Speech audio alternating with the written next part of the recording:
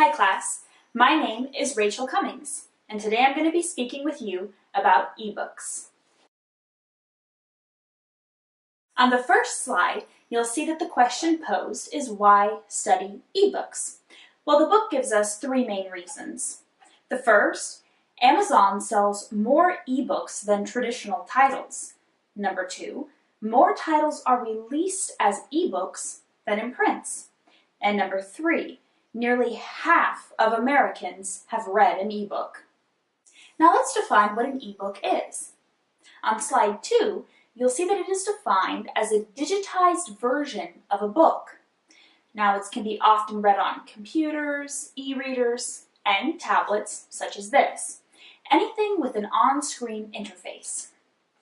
Now the most important development is the e-reader, which can also include animation, video, and social networking. So while you're reading your book, you can talk to your friends and ask them what they thought about certain things. The next slide, you'll see some background about the ebook. Now, Michael Hart is considered the father of the ebook. Back in 1971, he started a digital library, and his goal was to catalog and make accessible all human knowledge. Now you can still go on his website, which is entitled Gutenberg.org. Michael Hart did pass away on March 8, 2014, but his website contains over 45,000 free ebooks available to anyone. The first portable e-reader was introduced in the early 1990s, and it was called the Sony Data Discman. In 2006, the Sony Reader became the first e-reader to use e-ink display. Now what e-ink display was it was a combination of chemistry, physics, and electronics to create electronic ink, which, when used in an e-reader or tablet, is so paper-like it can fool the reader's eye. So pretty much while you're reading, it almost looks like you're flipping through a book. To challenge Sony, Amazon introduced the Kindle Reader in 2007.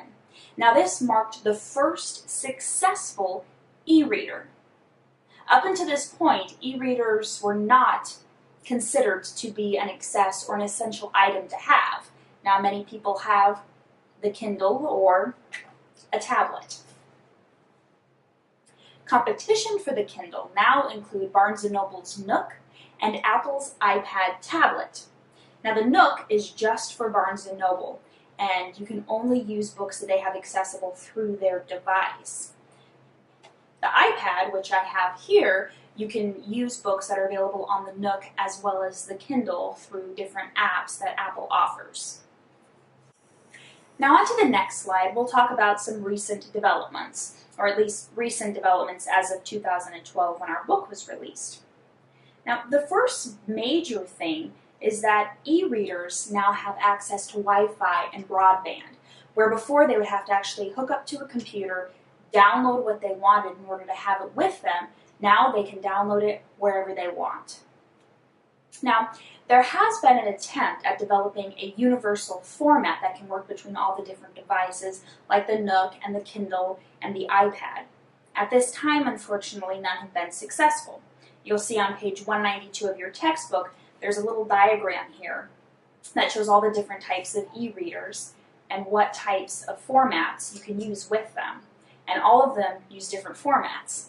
So if you have a Nook and you're thinking, I want to go out and buy a Kindle, you're not going to be able to transfer your books onto that Kindle because they use two different formats. So a lot of people probably aren't going to be switching because then it's going to cost even more money because then you're going to have to repurchase all of those books. They are still looking for one, but none yet has been successful. But the sale of ebooks still continues to grow, primarily due to content availability and lower costs.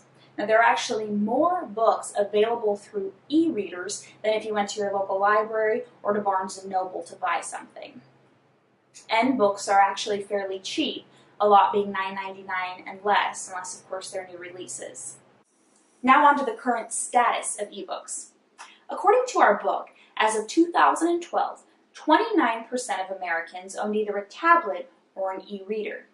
Now this number has greatly increased as it now shows that as of October 2013, 43% of Americans own one of the devices, including myself. Now, Barnes & Noble and Amazon both realized that their biggest competitor was Apple.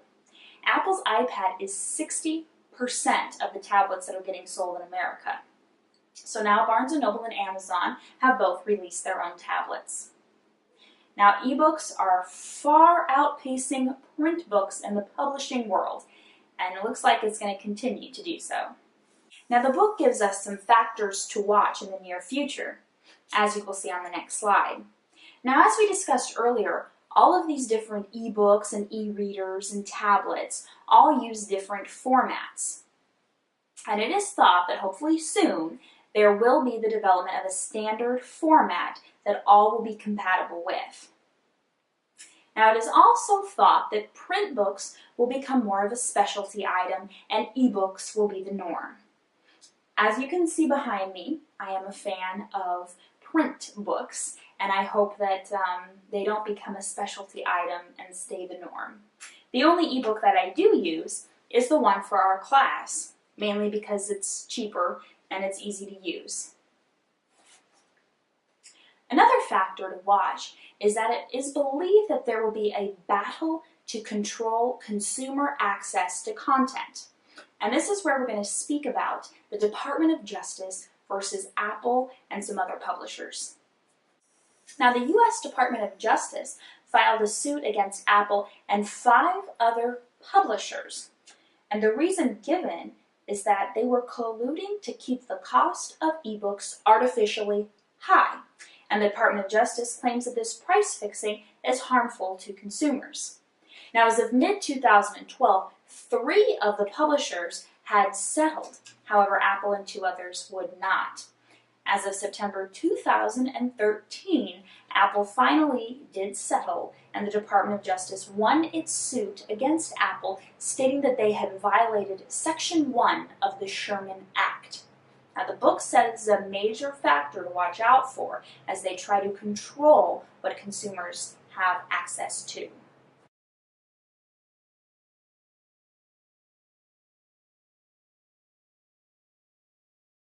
Now, to leave my fellow readers with a hopeful thought, the book does point out that even though ebooks continue to expand, it does not take market share away from traditional print books. So hopefully our print books are here to stay. Now, on the next slide, I present to you your question. Jeremy Greenfield of Forbes said in an article that I read that if kids are our future is ebooks. It's an interesting statement to ponder. Do you agree with this statement? And what do you think the future of the ebook really is? Thanks for listening. Bye.